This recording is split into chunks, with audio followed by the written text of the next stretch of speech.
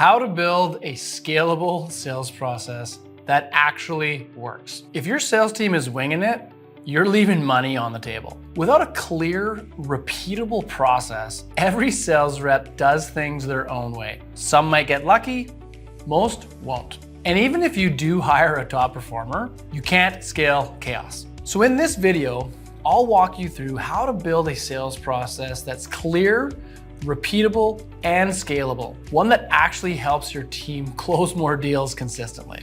Most companies think they have a sales process, but in reality, what they have is a general idea, and every salesperson interprets it differently. And when that happens, you get inconsistent results. No one really knows what's working, what's not, and how to coach for improvement. But when you have a clear sales process, suddenly everything becomes easier.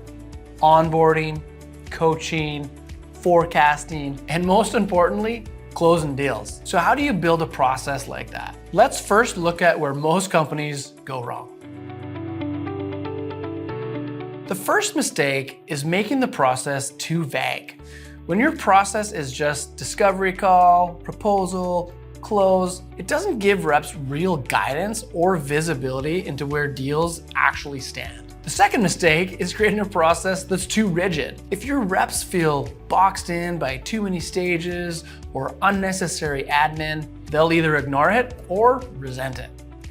And the third mistake, not aligning the sales process with how your buyers actually buy. If your internal stages don't match the buyer's journey, you create friction and lose deals. So if that's what not to do, how do you build a process that actually helps your team win? Let's walk through 5 steps to get this right.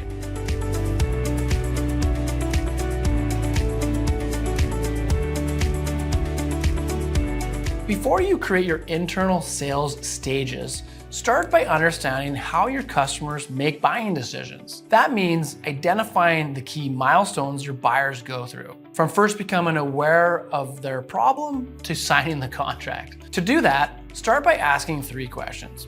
First, what typically triggers their need to solve the problem? Next, what information do they need before they're ready to move forward? And finally, who's involved in the decision-making process? And at what point do they get involved?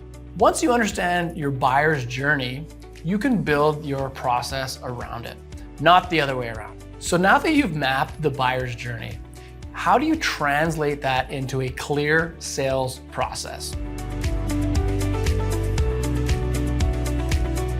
Your sales stages should match the major milestones your buyer goes through and be objective-based. Each stage should represent a meaningful step forward in their decision and guide the conversation towards the next step. Here's an example of what to think of. In an initial sales conversation, what are the key objectives we need to understand while we build rapport? To illustrate, what are some key business objectives the organization is trying to achieve? What buying motives exist within the organization that may support a buying decision? What pain points are they experiencing that we may have a solution for? Each stage should be actionable, buyer verified, and measurable. And here's the key. Every rep should understand exactly what qualifies a deal to move forward. That way, you get consistency across the team and cleaner pipeline data. Once your stages are defined, the next question is, how do you make sure reps are actually following them? A sales process that lives in a slide deck doesn't help anyone. You need to embed it into your CRM and tools so that it becomes part of your team's daily workflow. That includes 3 things. First, creating pipeline stages that match your process. Then, provide your team with a structured pre-call planning form. And finally, ensuring consistent process training based on your sales process. If the process is visible and easy to follow, your team is much more likely to stick with it. But embedding the process is just the start. Next, you want to make sure it's helping your sales reps improve. A great sales process doesn't just help with consistency, it also makes coaching easier. When every rep follows the same structure, you can identify where deals are getting stuck and why. That lets you give targeted coaching, like you're losing deals between discovery and proposal. Let's work on qualifying better. Or your close rate is low at the final stage.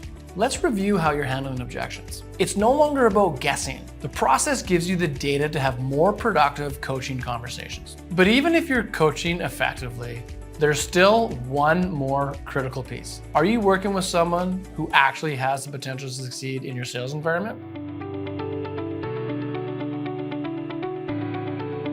Even the best sales process won't stay effective forever. As your market, team, and buyers evolve, your process needs to evolve too. That's why it's important to review your sales process on a regular basis, ideally every quarter or two, and make small adjustments based on what you're seeing in the field. Here's how to keep your process sharp. First, check the data. Are deals getting stuck in certain stages more than others? Are win rates dropping at a specific point in the pipeline? Next, talk to your sales team. Ask them where the process is helping and where it's getting in the way.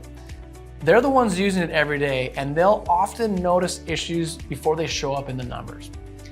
And finally, treat process updates like product updates. Small, thoughtful tweaks over time are better than major overhauls. Your goal is to stay responsive without overwhelming your team. When your process is reviewed and refined consistently, it stays relevant, practical, and aligned with how your buyers actually buy.